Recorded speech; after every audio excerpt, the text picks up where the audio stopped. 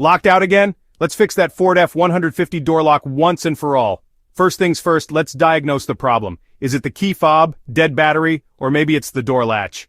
Don't worry, we'll cover it all. Step 1, check your key fob battery. Grab a small screwdriver, pop open the fob, and swap out the battery for a fresh one. Easy peasy, right? Still not working? Next, let's inspect the door latch. Open your door and look around the edges. Is there any dirt or debris? Clean it out with a soft cloth and some soapy water. Sometimes it's just that simple. Now if the latch looks fine, it's time to check the wiring. Carefully remove the door panel by unscrewing a few bolts and gently prying it off.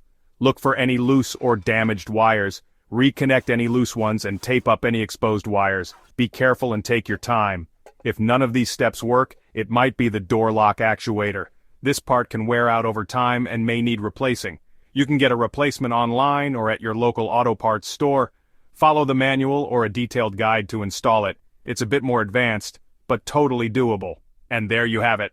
From a dead key fob battery to a tricky door lock actuator, you now have the know-how to get your Ford F150 door locks working again.